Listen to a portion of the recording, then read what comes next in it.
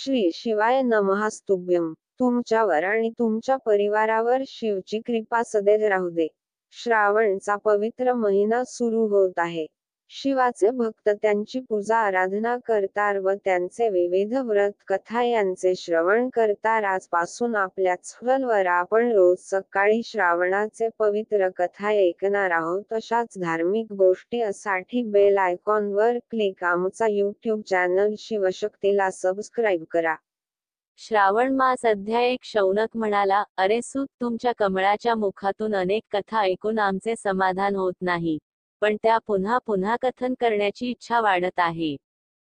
तुळ राशीतील सूर्यातील कार्तिक महिन्याचे महत्त्व, मकर राशीतील माघ महिन्याचे महत्त्व आणि मेष राशीत असलेल्या सूर्यातील वैशाख महिन्याचे महत्त्व आणि त्यासोबतच त्या महिन्यांशी संबंधित जे काही धर्म आहेत ते तुम्ही खूप छान सांगितले आहे. तुमच्या मते याहून अधिक गौरवशाली असा कोणताही महिना आहे आणि देवाला अधिक प्रिय असा कोणताही धर्म असेल तर तो तुम्ही जरूर सांगा, जे ऐकल्यानंतर आम्हाला दुसरे काही ऐकण्याची इच्छा नाही. वक्त्याने भक्त श्रोत्यापासून काहीही लपवू नये. सूतजी म्हणाले, हे ऋषीमुनी, तुम्ही सर्व ऐका. तुमच्या शब्दांच्या अभिमानाने मी अत्यंत समाधानी आहे. तुमच्यासमोर माझ्यासाठी काहीही गोपनीय नाही. अभिमानापासून मुक्त असणे, आस्तिकता, कठोरपणाचा त्याग, परिपूर्ण भक्ती, ऐकण्याची इच्छा, नम्रता, ब्राह्मणांबद्दलची भक्ती, सौम्यता, मनाची स्थिरता, पवित्रता, तपस्वीपणा आणि न पाळणे, हे श्रोत्याचे 12 गुण आहेत. हे सर्व तुम्हा लोकांमध्ये आहेत, म्हणून मी तुमच्यावर प्रसन्न होऊन त्या तत्वाचे वर्णन करतो. परमभक्ती आणि धर्म जाणून घेण्याच्या इच्छेने भरलेल्या तेजस्वी सनतकुमारने एकदा नम्रपणे देव भगवान शिव यांना विचारले. सनतकुमार म्हणाले, हे योगींनी पूजलेल्या कमळाच्या पाय असलेल्या देवा, हे महाभाग, आम्ही तुमच्याकडून अनेक व्रत आणि अनेक प्रकारचे धर्म ऐकले आहेत, तरीही आम्हाला लोकांचे ऐकण्याची इच्छा आहे. 12 महिन्यांपैकी जो महिना श्रेष्ठ आहे, जो सर्वात जास्त प्रेम करतो, जो सर्व कर्मांमध्ये यश देतो आणि इतर महिन्यात केलेले कार्य या महिन्यात केले तर त्याचे अनंत फळ मिळावे, हे देवा, कृपया त्या महिन्याबद्दल सांगा आणि लोकांना प्रसन्न करण्याच्या इच्छेने त्या महिन्यातील सर्व धर्मांचे वर्णन करा. देव म्हणाले, हे संत, मी पण खूप गुप्त आहे, तुला सांगेन. हे सुव्रत, हे विधिनंदन, तुमची ऐकण्याची इच्छा आणि भक्ती यामुळे मी आनंदी आहे. 12 महिन्यांपैकी श्रावण महिना माझ्या आवडीचा. त्याचे महात्म्य ऐकण्यासारखे आहे, म्हणून याला श्रावण म्हणतात. या महिन्यात श्रावण नक्षत्रासह पौर्णिमा आहे. या कारणास्तव याला श्रावण असेही म्हणतात.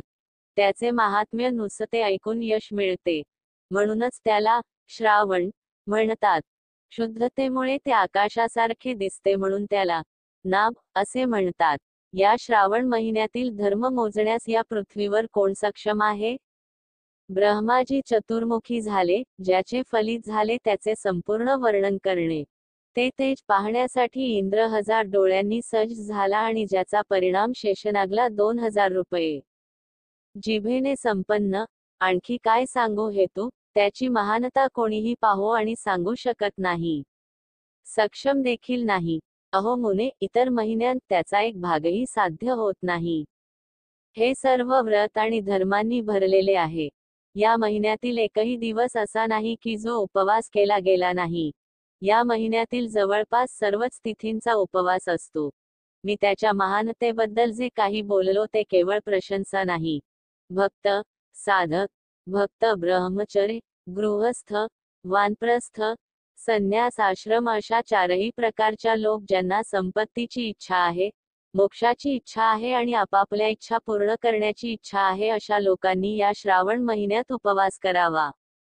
सनतकुमार म्हणाले, हे देवा, अहो सत्तम, तुम्ही म्हणालात की या महिन्यातील सर्व दिवस आणि तिथी उपवासापासून मुक्त नाहीत, म्हणून कृपया मला सांगा की कोणत्या तारखेला आणि कोणत्या दिवशी उपवास केला जातो.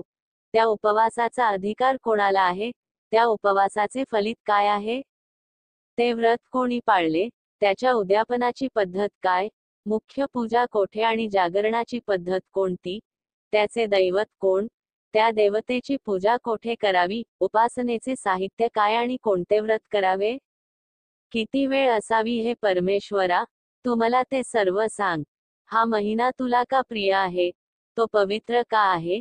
या महिन्यात देवाचा कोणता अवतार झाला आहे? इतर सर्व महिन्यांपेक्षा तो कसा श्रेष्ठ आहे आणि या महिन्यात कोणते धर्म कर्मकांड करण्यास योग्य आहेत? हे परमेश्वरा, हे सर्व सांग. तुमच्या समोर अज्ञानी व्यक्तीला प्रश्न केल्याने मला किती ज्ञान मिळेल, म्हणून कृपया मला पूर्ण सांगा. अरे दयाळू, माझ्या विचारण्याव्यतिरिक्त लोकांच्या उद्धारासाठी जे काही शिल्लक आहे ते कृपया मला सांगा. रविवार, सोमवार, गुरुवार, बुधवार, गुरुवार, शुक्रवार आणि शनिवारी जे काही करावे, हे विभू, ते सर्व सांग. सर्वांच्या आरंभी तू प्रकट झाला आहेस, म्हणून तुला आदिदेव म्हटले गेले आहे. ज्याप्रमाणे एकाच्या नियमात अडथळा आल्याने दुसऱ्याच्या नियमाला बाधा येते, त्याचप्रमाणे इतर देवतांच्या कमी देवत्वामुळे तुम्हाला महादेव मानले गेले आहे. तिन्ही देवांचे निवासस्थान असलेल्या पिपळ वृक्षाच्या शिखरावर तुझे स्थान आहे. कल्याणकारी रूप असल्यामुळे तू शिव आहेस आणि पापांच्या समूहाचा पराभव केल्याने तू हर आहेस. तुमचा शुक्ल वर्ण हा तुम्ही आदिदेव असल्याचा पुरावा आहे, कारण निसर्गात फक्त शुक्ल वर्ण हाच प्रधान आहे, इतर वर्ण विकृत आहेत. तू कापूरसारखा गोरा वर्ण आहेस, म्हणून तू आदिदेव आहेस. गणपतीचे चतुर्भुज मूलाधार चक्र, ब्रह्माजीचे 6 भाग असलेले स्वाधिष्ठान चक्र आणि विष्णूचे 10 भाग असलेले मणिपूर चक्र यांच्यावर तुझ्या अस्तित्वामुळे तू ब्रह्मदेवाच्या वर स्थित आहेस. आपले वर्चस्व व्यक्त करतो. अहो देवा, फक्त तुझीच पूजा केल्याने पंचायत उपासना प्राप्त होते, जी इतर कोणत्याही देवतेची पूजा करून कोणत्याही प्रकारे शक्य नाही. तुम्ही स्वतः शिव आहात. शक्तिस्वरूपा दुर्गा तुझ्या डाव्या मांडीवर, गणपती तुझ्या उजव्या मांडीवर, सूर्य तुझ्या डोळ्यात आणि भक्त राजा भगवान श्रीहरी तुझ्या हृदयात विराजमान आहे. हे ईशान, अन्न ब्रह्मस्वरूपात असल्यामुळे आणि रास विष्णूच्या रूपात असल्याने आणि तू त्याचा उपभोग करता आहेस, तुमच्या श्रेष्ठत्वावर कोण शंका घेऊ शकेल? प्रत्येकाला अलिप्ततेबद्दल शिकवण्यासाठी तुम्ही स्मशानभूमीत आणि डोंगरावर राहता. पुरुष सूक्तात महर्षींनी सांगितले आहे की उत्तमृतत्व ज्ञानोशून्य या मंत्राच्या माध्यमातून जप करण्यास सक्षम आहे.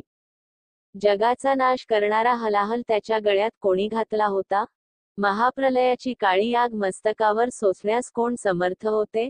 जग अंधारात पडण्यासाठी कामदेवाला कोणी जाळले? तू असा आहेस जो तुझा महिमा वर्णन करण्यास समर्थ आहे. मी, एक क्षुद्र जीव, लाखो जन्मांतही तुझ्या प्रभावाचे वर्णन करू शकत नाही. तर कृपया माझ्यावर एक उपकार करा आणि माझे प्रश्न मला सांगा. तू त्याचा भोग घेणारा असल्यामुळे, हे ईशान, तुमच्या श्रेष्ठत्वावर कोण शंका घेऊ शकेल? प्रत्येकाला अलिप्ततेबद्दल शिकवण्यासाठी तुम्ही स्मशानभूमीत आणि डोंगरावर राहता. पुरुष सूक्तात महर्षींनी उत्तमृतत्व ज्ञानोशून्य या मंत्राचे पठण करण्यास योग्य असल्याचे सांगितले आहे. जगाचा नाश करणारा हलाहल त्याच्या गळ्यात कोणी घातला होता? महाप्रलयाची काळी आग मस्तकावर सोसण्यास कोण समर्थ होते? जग अंधारात पडण्यासाठी कामदेवाला कोणी जाळले? तू असा आहेस जो तुझा महिमा वर्णन करण्यास समर्थ आहे. मी, एक क्षुद्र जीव, लाखो जन्मांतही तुझ्या प्रभावाचे वर्णन करू शकत नाही. तर कृपया माझ्यावर एक उपकार करा आणि माझे प्रश्न मला सांगा. अशा प्रकारे श्रीस्कंद पुराणातील ईश्वर सनतकुमार संवादातील श्रावण महिन्याच्या महात्म्याचा पहिला अध्याय पूर्ण झाला.